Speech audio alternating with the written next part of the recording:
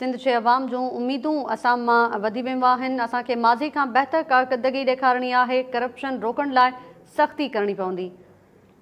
बिलावल जो चवणु हो त आगा सिराज दुरानी स्पीकर जूं ज़िम्मेवारियूं सुठे नमूने संभालियूं। 2022 जी बोर्ड में 50% तालीमी इदारा तबाह थी विया हुआ, उन्हनि खे ॿीहर ठाहींदासीं। Peoples party chairman Bilawal Bhutto Zardari जो चवणु हो त मुराद अली शाह सिंध जो वॾो वज़ीर हूंदो। अवैस कादिर शाह स्पीकर सिंध असेंबली, जॾहिं त नवीद एंथोनी डिप्टी स्पीकर जो उम्मीदवार हूंदो। बिलावल भुट्टो ज़रदारी जो चवणु हो त पीपल्स पार्टी जी सिंध हुकूमत जी कारकर्दगी ॿियनि सूबनि ऐं वफ़ाक़ खां बहितर आहे।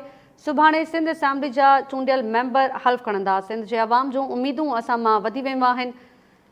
असांखे माज़ी खां बहितर कारकर्दगी ॾेखारणी आहे। करप्शन रोकण लाइ सख़्ती करणी पवंदी।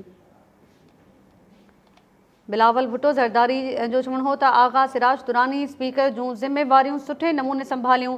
2022 जी बोर्ड में 50% तालीमी इदारा तबाह थी विया हुआ, उन्हनि खे ॿीहर ठाहींदासीं। Peoples party chairman Bilawal Bhutto Zardari Sindh जे वॾे वज़ीर स्पीकर सिंध असेंबली ऐं डिप्टी स्पीकर जे नालनि जो अॼु ऐलान कयो आहे। मुराद अली शाह सिंध जो वॾो वज़ीर हूंदो। बिलावल भुट्टो ज़रदारी जो चवणु हो त अवैस कादिर शाह स्पीकर सिंध असेंबली ऐं नवीद एंथोनी डिप्टी स्पीकर जो उम्मीदवार हूंदो।